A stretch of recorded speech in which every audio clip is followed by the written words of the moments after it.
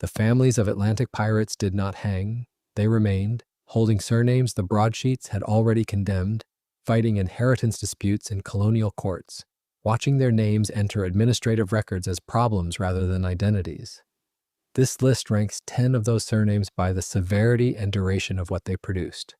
Vestry minutes, commercial refusals, legal petitions, diplomatic consequences, and a depth of survival in present-day records most bearers cannot account for. Position is determined by documented consequence, not notoriety. The entries escalate in radius and weight. The name at number 1 is still in the electoral register this morning. The names did not disappear when the pirates did. That is the part most histories skip. When the executions were finished and the bodies came down from the gibbets, the families remained, in the parishes, in the port ledgers, in the vestry minutes, holding surnames that the broadsheets had already made infamous across the Atlantic world. This list ranks 10 of those families by a single measure, how deeply and how long the name shadowed them, counted in documented persecution, legal exclusion, commercial displacement, and the survival of that shadow into the present day. The list grows heavier as it descends. The name at number 1 is still in the electoral register this morning. Number 10. The Rackham families of Sussex and Kent did not change their name after Calico Jack was hanged in chains at Port Royal in November of 1720. And for 3 generations, the parish records show exactly what that cost them. John Rackham had been one of the most publicly executed pirates of the early 18th century. His body was not simply hanged, it was gibbeted at the small spit of land outside Port Royal Harbor, as a deliberate visual warning to every vessel entering or leaving Jamaica. The Boston Newsletter reported it. London broadsheets reprinted the account. The name Rackham was fixed, in the public record, to a displayed corpse before the year was out. In Sussex and Kent, the families who carried that name had no legal mechanism to formally disavow the connection. Surnames were fixed, parish registers recorded them without editorial softening. The name appeared in approximately 14 Sussex parishes across the 18th century, according to the county's baptism registers, and the records now held at the Sussex Record Office in Chichester. Baptisms continued, burials continued. There is no documented emigration surge in the immediate decades following 1720. No cluster of name changes visible in the vestry books. The Rackham families of Sussex stayed, and the name stayed with them. The consequence was social rather than legal. Rackham was not common enough a name to be invisible, and in tight parish communities where reputation moved through church attendance and poor relief eligibility and the quiet arithmetic of who married whom, uncommon names carried their associations at close range. The mechanism is visible in the records and traceable across generations, but it stops at the boundary of embarrassment. No Rackham family lost a legal right. No parish vestry formally voted on their status. They simply lived inside a name that the broadsheets had already defined for them. One detail sharpens this. Rackham's Cay, the small island off Port Royal where the body was gibbeted, still carries his name on modern nautical charts of Jamaica's Port Royal harbor.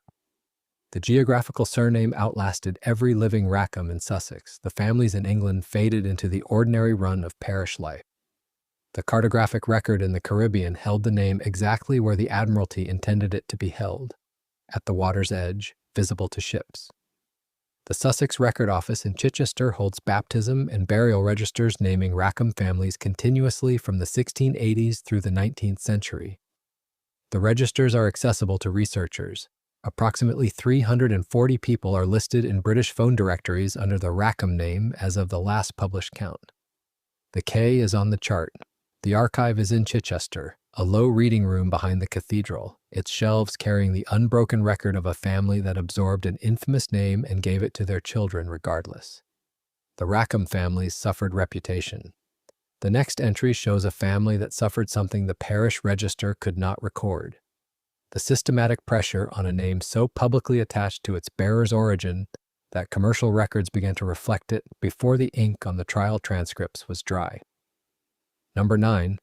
The Bonny families of County Cork did not share a name with a minor figure. Anne Bonny was the most famous woman tried under the Piracy Act of 1717, and her Cork origins were not a rumor. They were named in print, on the second page of the most widely circulated piracy history of the 18th century before her trial had finished generating commentary in the Dublin press. Captain Charles Johnson's A General History of the Pirates, published in R. 1724 and through 4 editions by 1728, placed Anne Bonny's origins in County Cork with a directness that gave the connection permanent bibliographic weight. Johnson's book was not neutral entertainment. Its publisher, Charles Rivington, had documented links to figures within the Admiralty who wanted the piracy trials widely known and widely feared. The book that damaged Cork's Bonny families was, in effect, state-sponsored publishing, a pamphlet dressed as history with a distribution network that reached from London to colonial Boston. The Bonny surname in Cork was not rare. That paradox made the situation worse, where an uncommon name concentrates its damage on a small identifiable cluster. A common name disperses the association across dozens of families, none of whom can individually demonstrate they are unrelated to the famous bearer.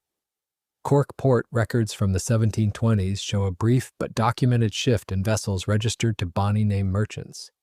Historians working in Admiralty shipping studies have noted the pattern, though the correlation between the trial's publicity and the commercial record remains a matter of careful qualification rather than settled conclusion. Anne Bonny was reprieved from execution due to pregnancy. Her fate after Port Royal is unrecorded in any surviving document. That absence generated decades of rumor, and rumor attached itself to Cork families claiming kinship in both directions. Some denying any connection, others more quietly not denying it at all. The Cork City and County Archives hold vestry and land records placing Bonny families in continuous occupation of South Cork parishes through the 18th and 19th centuries. Johnson's General History is available in facsimile at the National Maritime Museum in Greenwich, open to the public, the original title page under clean glass in the reading room. The Cork families are in the County Archive. The book that connected them is 30 minutes from central London by rail. Number 7. The Teach and Thatch families of Bristol and Bath inherited a name whose precise spelling no one could agree on.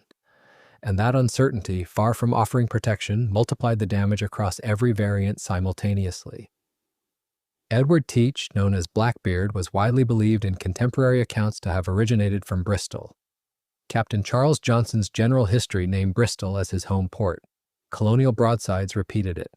By the time the detail had circulated through 6 London newspapers in the summer of 1718, the association between Blackbeard and Bristol was fixed in public memory regardless of whether any individual Teach or Thatch family could demonstrate a blood connection to him. Bristol's commercial identity in the early 18th century was built entirely on Atlantic trade. The city's merchant houses financed voyages to Virginia, Barbados, and the Gold Coast. Its wharves handled sugar, tobacco, and the human cargo of the transatlantic slave trade.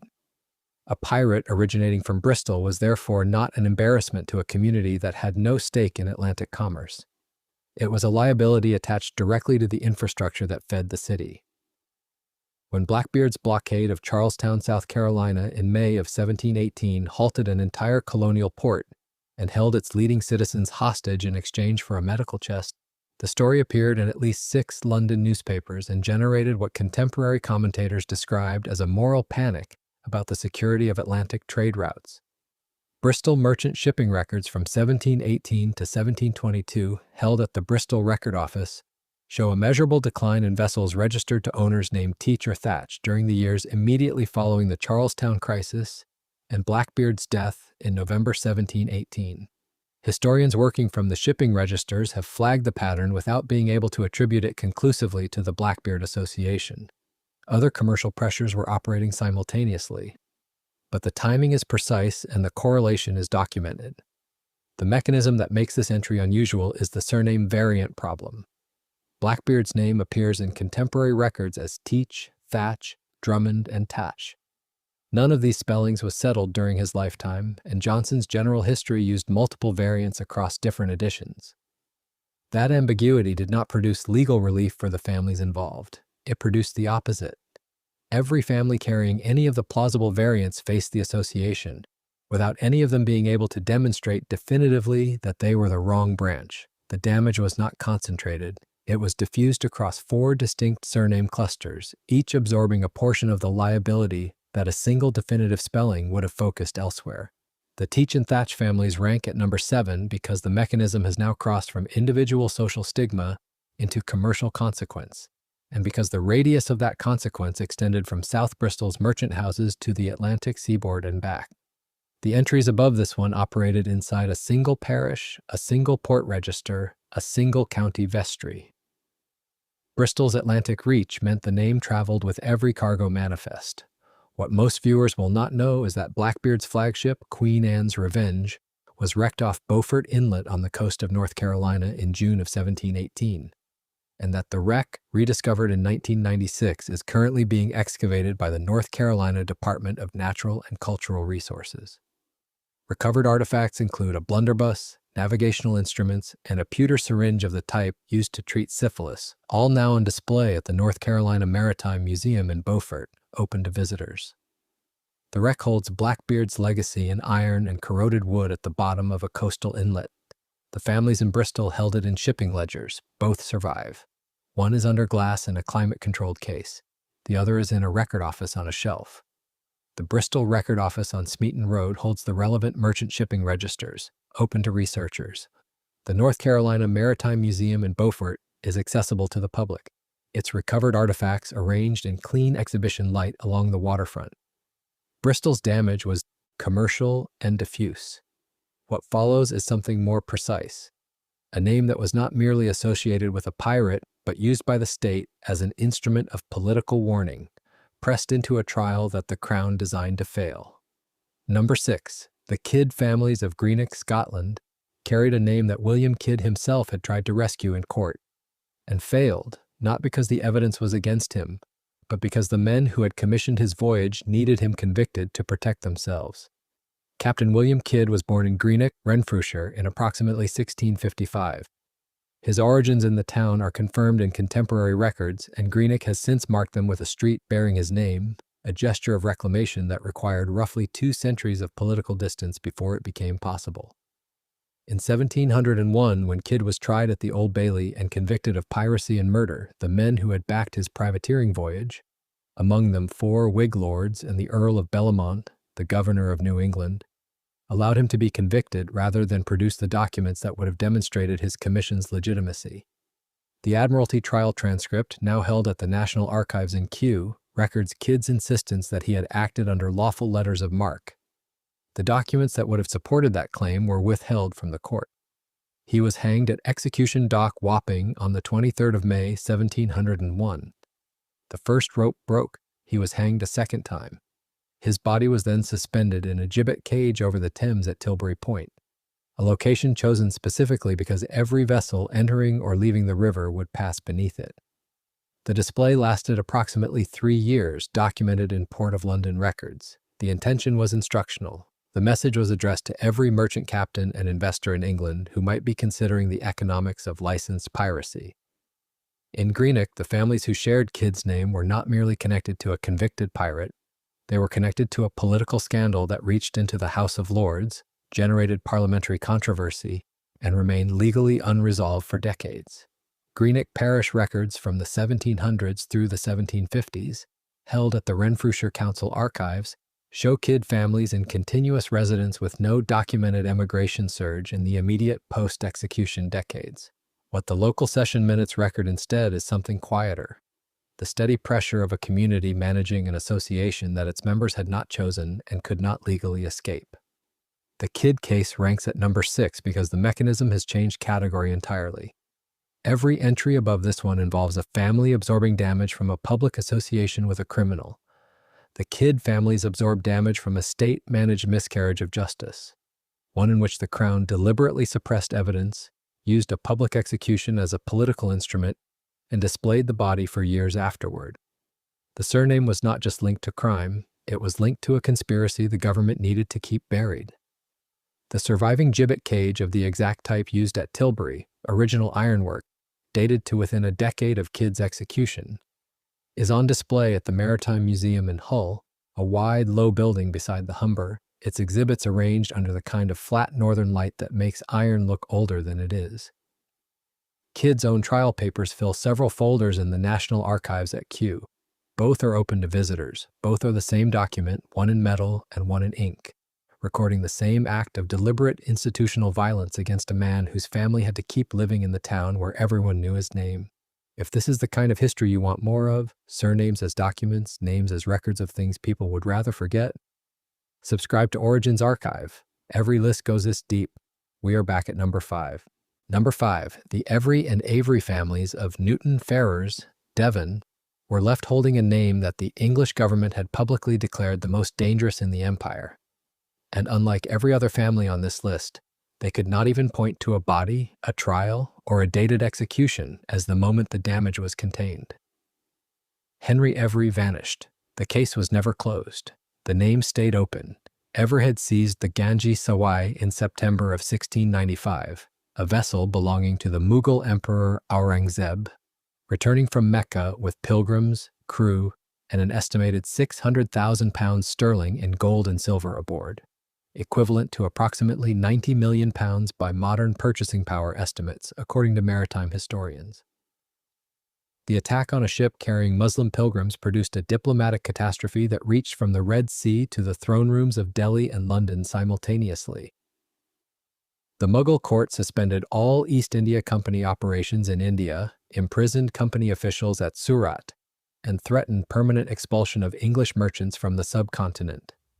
The company, facing the collapse of its entire commercial position in Asia, paid reparations to the Mughal court and issued a public proclamation offering £1,000 for Every's capture, a figure printed on broadsheets distributed from London to Bombay. Every was never found.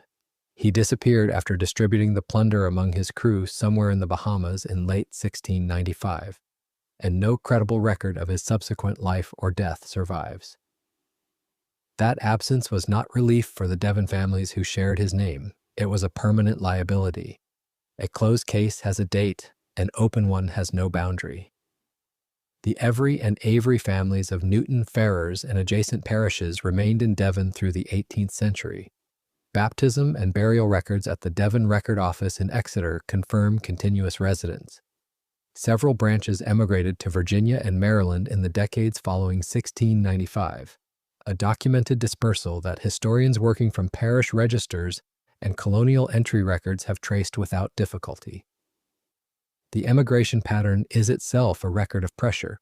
Families do not cross the Atlantic for comfortable reasons. Every ranks at number 5 because the mechanism here has a reach that none of the previous entries possessed. The damage was not confined to a parish, a port register, or a county vestry. It touched the diplomatic architecture of the British Empire's commercial relationship with the most powerful court in Asia. The name Every was not merely associated with a criminal act, it was associated with a crisis that had structural consequences for the East India Company's operations across an entire continent. No family in Sussex or Cork or Devon faced anything of that radius. What most viewers will not know is that Every's story became famous enough to be staged. The Successful Pirate, a play written by Charles Johnson, a different Charles Johnson from the author of the General History of the Pirates, was performed in London in 1712, 17 years after the raid. The East India Company formally condemned it as diplomatic sabotage, arguing that glorifying Every on the London stage risked reopening negotiations with the Mughal court at a moment of fragile commercial recovery. A surviving copy of the 1712 edition is held at the British Library in the Rare Books Reading Room on the Euston Road in London, a clean, quiet space where the play sits in manuscript collections, its pages still carrying the company's fury between the lines. The British Library also holds the original East India Company proclamation against Every, issued in 1696. Newton Ferrers Parish Church still stands at the end of a lane above the Yelm Estuary in South Devon. Its registers from the relevant period transferred to the Devon Record Office in Exeter. Both are accessible. The name Every survives in English records today, uncommon enough that its bearers remain individually traceable through genealogical databases, a narrowness that has always concentrated rather than diffused the association's weight. Every's radius was imperial. The name that follows worked at a different kind of scale. Not the collapse of a trading empire, but the systematic legal destruction of a colonial family's claim to its own land. Number 4. Charles Vane was the last pirate to refuse the king's pardon, and the families of the Carolina colonies who carried his name discovered that the refusal did not die with him. It followed the surname into the land courts of South Carolina for 2 decades after his execution. Vane had been operating in the Caribbean since at least 1717, and his defiance of Governor Woodes Rogers in Nassau Harbor in July of 1718 was one of the most publicly reported acts of the final years of Atlantic piracy. Rogers had arrived with a crown commission to restore order to the Bahamas and offer pardons to any pirate willing to surrender. Vane fired on the approaching fleet and sailed out. Every newspaper account of the Nassau Restoration named him specifically, and in the post-Jacobite climate of the 1720s, his open resistance to crown authority carried a political register that went beyond piracy. It read, in colonial contexts, as sedition. Vane was captured in 1719, tried in Jamaica, and executed in March of 1720. The South Carolina Gazette announced his death. What the Gazette did not report was what happened afterward in Berkeley County, where Vane named landholdings passed into disputed succession through the 1720s. The Piracy Association cited in at least one competing inheritance claim, according to colonial land records held at the South Carolina Department of Archives and History in Columbia. The mechanism that distinguishes this entry from everything above it is a document. At least one Vane family in South Carolina petitioned for and received a formal legal alteration of their surname to Fane during the 1730s. That petition is preserved in the colonial records. It is the first entry on this list where the damage to a surname produced not merely a social or commercial consequence, but a legal act of self-erasure. A family appearing before a colonial authority and asking in writing to be recorded as someone else. That document is evidence of the weight. A family does not go to the trouble of a legal name change because the association is merely embarrassing. They do it because the name is costing them property, credit, and standing in a legal system that their petition proves they understood and could navigate. The record of the erasure is the measure of the damage. Woodes Rogers, the man whose arrival in Nassau triggered Vane's flight and set this chain in motion, died in Nassau in 1732. Indebted, having been imprisoned for debt in London between his 2 terms as colonial governor. The man who broke piracy in the Bahamas was broken in turn by the Imperial administration he had served. His grave in Nassau is unmarked. The South Carolina Department of Archives and History on Senate Street in Columbia holds the colonial land records, the disputed succession papers, and the documents of the broader Berkeley County property disputes. The colonial office papers at the National Archives in Kew hold Rogers' own correspondence from the Nassau Restoration, one of the most complete administrative records of piracy suppression in the Atlantic world. Nassau's Fort Nassau site, where Vane fired on the approaching fleet, is now partially overlaid by later construction, though a historical marker stands at the approximate location above the old harbor. A family that changed its name left a record of having done so. The entry that follows contains families that had no such option, because the ocean itself had already filed the paperwork. Number 3.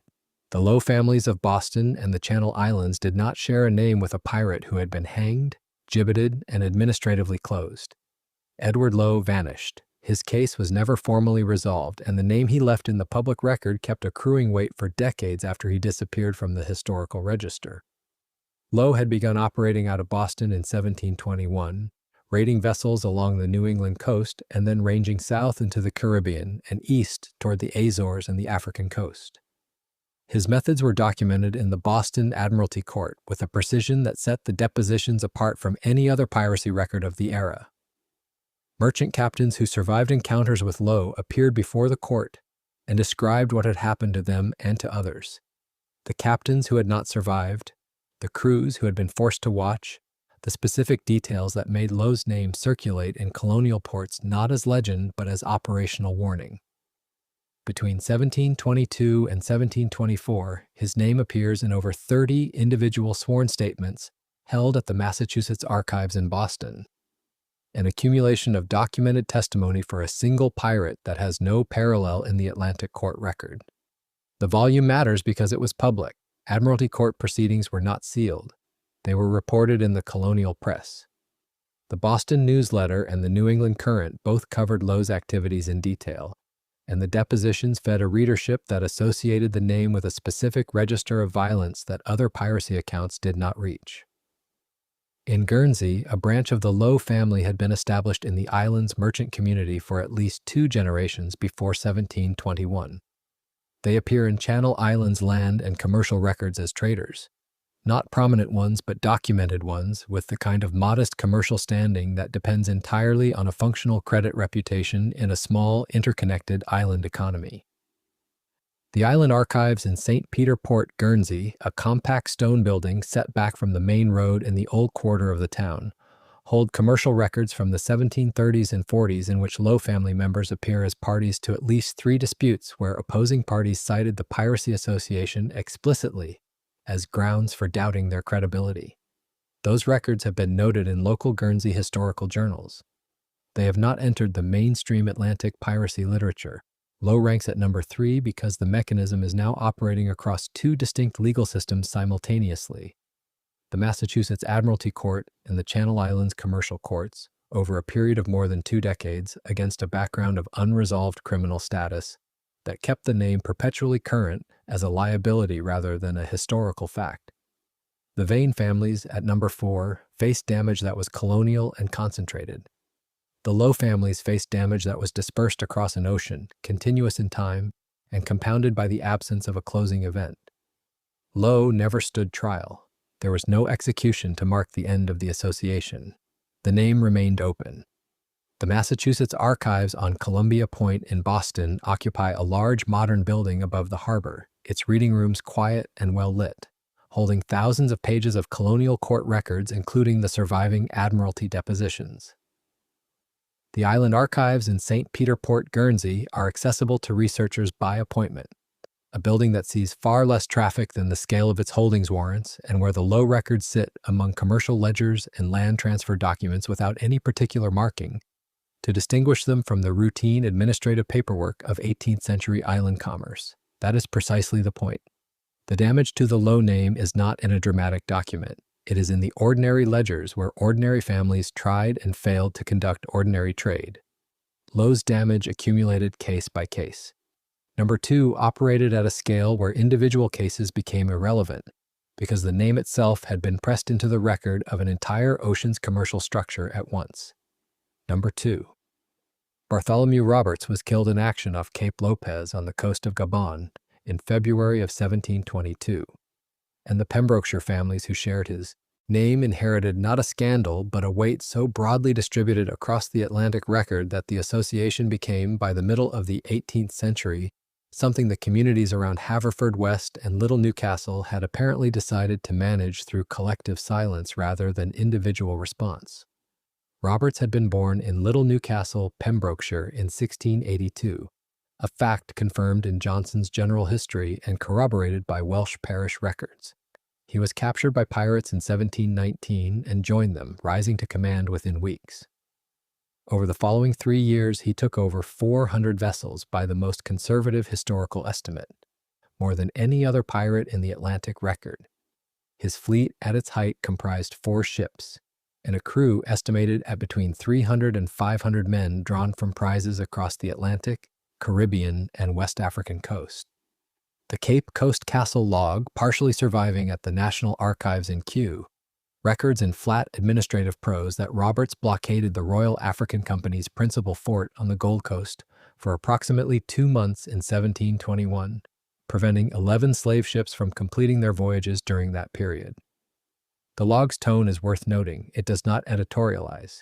It records departures that did not happen and arrivals that were delayed in the same register used to record routine cargo transfers and personnel movements. The economic weight of those 11 vessels, their cargoes, their schedules, the contracts attached to their arrivals in the Caribbean, is visible only as an absence in the shipping figures. Robert's name appears in that absence the way a name appears in a gap in a register, not written, but legible. Cape Coast Castle is now a UNESCO World Heritage Site in Ghana, its dungeons and holding chambers preserved as a monument to the transatlantic slave trade. The log that records Robert's blockade sits in the same institutional memory as the records of the trade he temporarily interrupted. Researchers working in the National Archives at Kew handle both sets of documents in the same reading room under the same flat archival light. The castle itself, on a promontory above the Gulf of Guinea, is open to visitors. Its white-painted walls visible from the water, its interior darker than the exterior suggests. In Pembrokeshire, the Roberts name was already common before 1722. That commonality dispersed the association across many families without concentrating it on any one branch, but it could not eliminate the association from a county where Roberts' Welsh origins were a matter of public record. Pembrokeshire Record Office in Haverfordwest holds parish records showing Roberts' family entries in continuous occupation through the 18th century and beyond. Little Newcastle itself is accessible by road today, a small settlement at the end of a lane in North Pembrokeshire, its church still standing in the grey Welsh light, holding registers that would have recorded the baptism of the man whose name eventually appeared in the logs of every institution in the Atlantic world. Roberts ranks second because the scale of his operation was the largest in the record, and because the Cape Coast Castle blockade connects his name to the structural logistics of the Atlantic slave trade in a way that gives the Roberts surname a historical depth that no other entry on this list reaches, except one. The entry at number 1 is not about a family that suffered more than the Roberts families of Pembrokeshire. It is about a name that became so widely distributed across the Atlantic archive that it is now invisible inside the most common Welsh surname in the English-speaking world. And the evidence is in a museum 30 minutes from central London by rail. Number 1. Everything above this entry concerns a family, a parish, a coastline, a colony. The damage was real and the records are legible, but every entry above this one is contained. It has a location. It has a boundary. The name at number 1 has none of those things. Bartholomew Roberts' name entered the permanent administrative record of the British Empire at a density no other pirate in the Atlantic world matched, not because he was the most famous, but because he operated longest, on the most coastlines against the most institutional targets, and because when he died in February of 1722 off Cape Lopez on the Gabon coast, the news was printed simultaneously in London, Boston, and Cape Coast within 6 weeks. Historians working from surviving Admiralty papers have described it as one of the earliest examples of coordinated Atlantic-wide news distribution in the British Imperial record. The broadside that announced his death was not merely a notice, it was a filing. It entered the Roberts name into every record-keeping system the Atlantic world possessed at once. That mechanism is what separates this entry from everything above it. The Rackham families of Sussex absorbed a local association, the Bonny families of Cork absorbed a commercial one, the Kidd families of Greenock absorbed a political contamination. The Every and Avery families of Devon absorbed an imperial embarrassment that remained unresolved for decades. Each of those mechanisms operated in a specific place, through a specific channel against a specific cluster of families. Roberts' mechanism operated everywhere simultaneously. In Admiralty courts, in Royal African Company logs, in colonial governors' correspondence from Barbados to Newfoundland, in church registers in Pembrokeshire where his Welsh origins were already a matter of documented record. Roberts was born in Little Newcastle, Pembrokeshire in 1682. He was captured by pirates in 1719 and was commanding his own vessel within weeks. Over the following 3 years, he took over 400 ships by the most conservative historical estimate. His fleet comprised 4 vessels at its height, with a crew drawn from prizes across the Atlantic and West African coast, estimated at between 300 and 500 men. The Cape Coast Castle blockade of 1721, during which his fleet held the Royal African Company's principal Gold Coast fort for approximately 2 months, preventing 11 slaving vessels from completing their voyages, is recorded in the Cape Coast Castle log with the flat, administrative tone of a ledger recording routine absences. The log is partially surviving at the National Archives in Kew. It does not editorialize, it simply notes that the ships did not sail. Roberts ranks first on this list not because his descendants suffered the most documented persecution. They did not. The name Roberts was too common in Wales to concentrate the damage in the way that rarer names focused it on specific families. It dispersed. And that dispersal is precisely what makes this entry the climax of everything above it. The Roberts surname is currently the 25th most common in the United Kingdom, with approximately 160,000 bearers according to the Office for National Statistics. In Wales specifically, it is among the 5 most common surnames, carried across every county, every demographic, every generation, from Cardiff schoolrooms to Pembrokeshire grave markers to business signs in Swansea and electoral rolls in Wrexham. None of those people are connected to Bartholomew Roberts. The name is a Welsh patronymic, common long before 1722 and continuous in its ordinary usage afterward. But somewhere inside that distribution, in the parishes around Haverfordwest, in the registers of the church at Little Newcastle that still stands at the end of a lane under the low, grey Pembrokeshire sky, the Roberts name and the Atlantic piracy record share the same paper. The gap between what the name appears to be and what it records in the right archive is the widest of any entry on this list. The reframing is this: every Roberts walking past the National Maritime Museum in Greenwich this morning is walking past the broadside that announced the death of the man whose operational scale pressed the name into the permanent record of the Atlantic world. The museum's galleries face the Thames from the hill above the river at Greenwich, their interiors lit with the clean, even light of conservation-grade exhibition spaces. The 1722 Cape Coast broadside is held in the museum's Atlantic collections, open to the public 30 minutes from central London by rail, the most physically accessible primary document of any entry on this list. The name is in the phone book, it is on school rolls in Pembrokeshire, it is on grave markers in Barbados and business registrations in Maryland, and parish entries in Jamaica. Roberts named entries appearing in records from 8 colonial territories within a 5-year window of the pirate's death, according to historians working from the Cape Coast Castle log, the Admiralty papers, and colonial governors' correspondence. Most of those Roberts families had nothing to do with Bartholomew Roberts. The archive does not record that distinction. It records the name. That is what this list has been about from the beginning, not the pirates, the paper, the registers and ledgers and court depositions and land patents and vestry minutes that absorbed a name and held it, generation after generation, indifferent to the intentions of the people who carried it forward. The pirates are gone, the names are not.